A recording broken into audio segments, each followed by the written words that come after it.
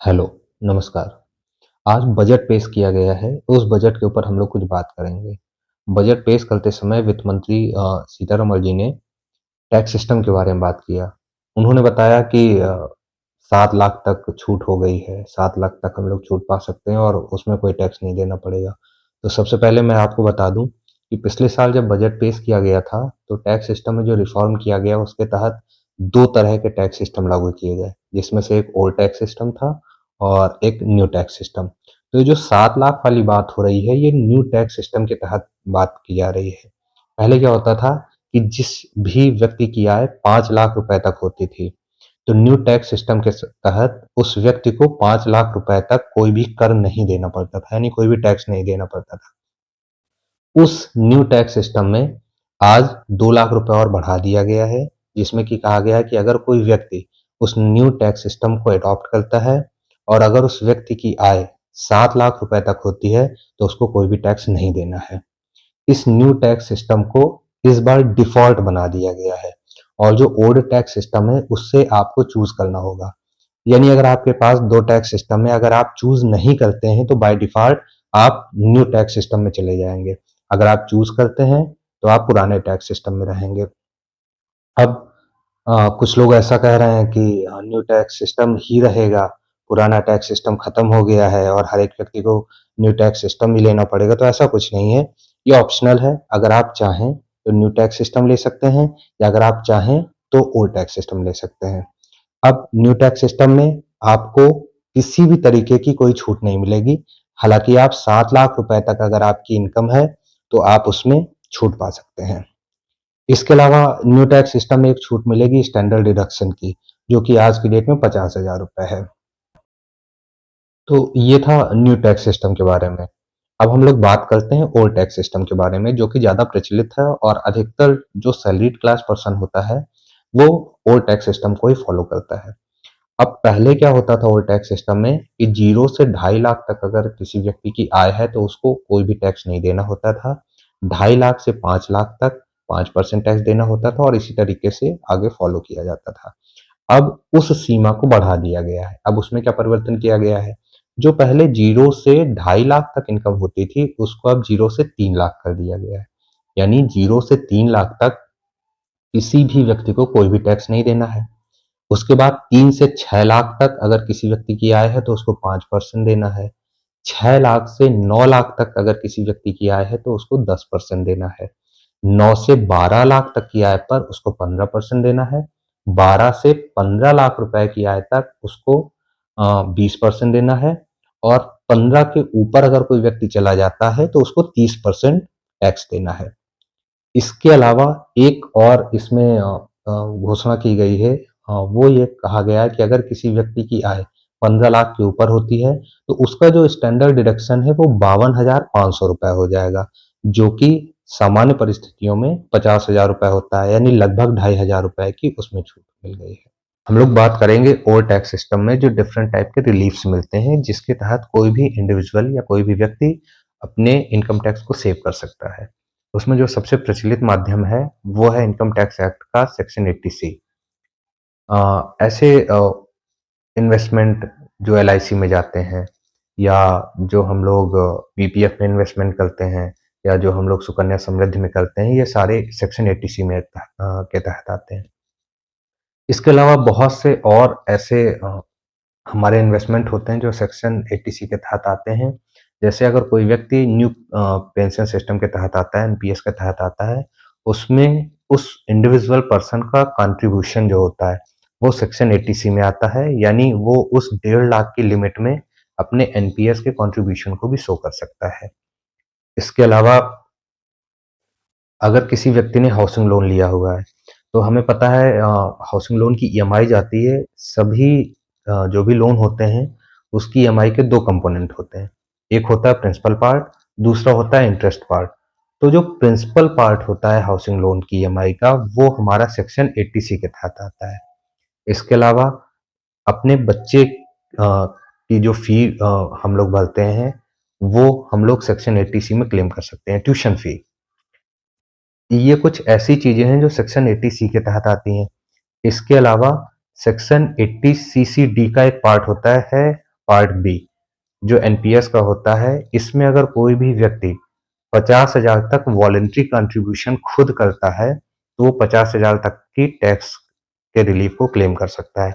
यानी सेक्शन 80 सी में 1.5 लाख रुपए तक तो ऑलरेडी एनपीएस के तहत ले रहा है क्लेम, और उसके अलावा सेक्शन 80 सीसीडी का जो पार्ट बी है उसके तहत वो 50,000 रुपए के और टैक्स बेनिफिट को क्लेम कर सकता है।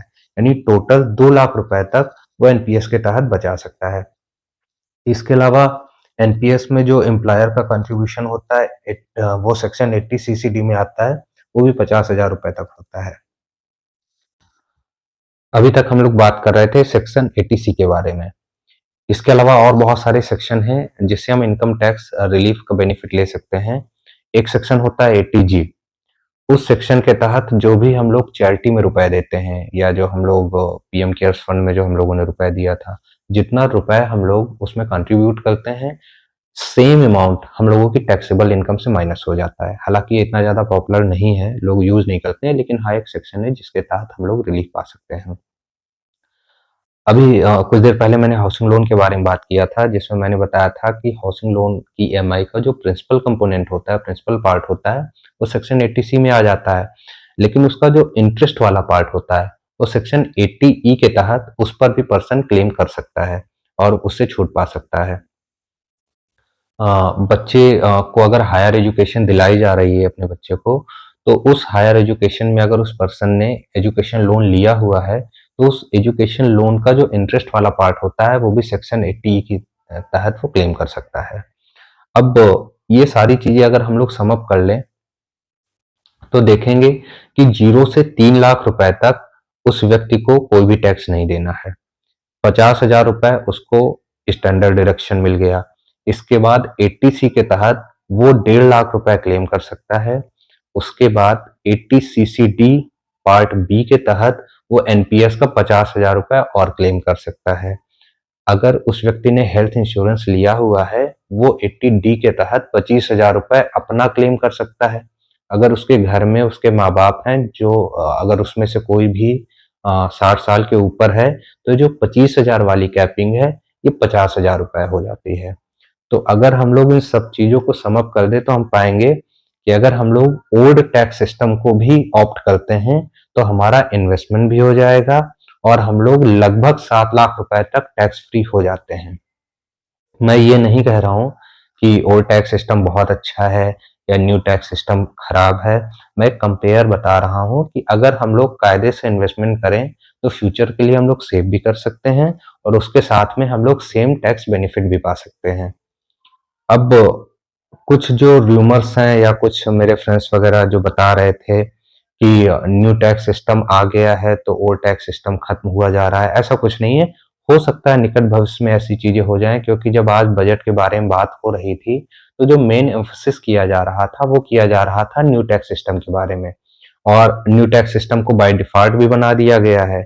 इस वजह से अगर देखा जाए तो गवर्नमेंट का कहीं ना कहीं जो मेन एम्फोसिस रहेगा वो न्यू टैक्स सिस्टम के ऊपर रहेगा।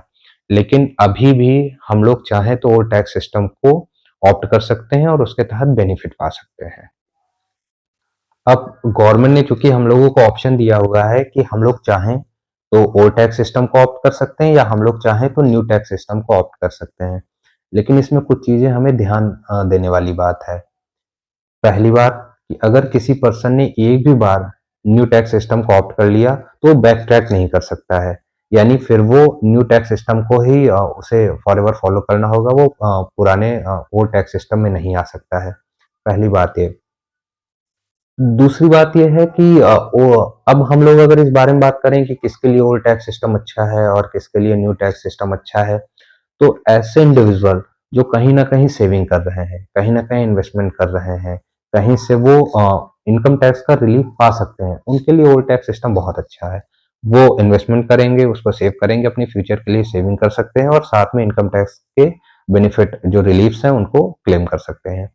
अगर कोई ऐसा व्यक्ति है जो इन्वेस्टमेंट नहीं कर रहा है और कहीं भी उसका इन्वेस्टमेंट नहीं है, किसी तरीके की सेविंग नहीं कर रहा है, एलआईसी की पॉलिसीज नहीं लिया है उसने, एलएसएस नहीं यूज कर रहा है, सुकन्या समृद्धि में भी नहीं कर रहा है, पीपीएफ में भी इन्वेस्टमेंट नहीं कर रहा है, तो उस पर्सन को न्यू टैक्स सिस्टम के तहत रिलीफ ले लेना चाहिए।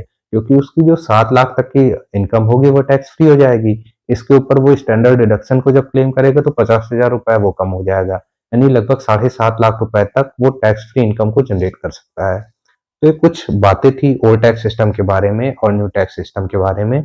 अगर हम लोग कायदे से विचार करेंगे और सारी चीजें समझेंगे तो हमको समझ में आएगा कि दोनों सिस्टम अपने आप में अच्छे हैं। अब ये हमारे रिक्वायरमेंट के ऊपर है कि हम कौन सा सिस्टम एक्सेप्ट करते हैं, कौन सा सिस्टम ऑप्ट करते हैं। और अगर जिस तरीके से चीजें जा रही हैं तो हम देखेंगे कि गवर्नमेंट कहीं ना कहीं अभी नहीं तो कुछ दिनों बाद यूनिवर्सल टैक्स सिस्टम की तरफ मूव करेगी और सभी पर्सन के लिए एक ही टाइप का सिस्टम होगा। तो मेरा आपसे निवेदन यही है कि आप सेविंग करते रहिए, इन्वेस्टमेंट ऐसे करिए जिससे आप इन्फ्लेशन को कंट्रोल कर सकें और अपने फ्यूचर के लिए कुछ रुपए जोड़ सकें। धन्यवाद।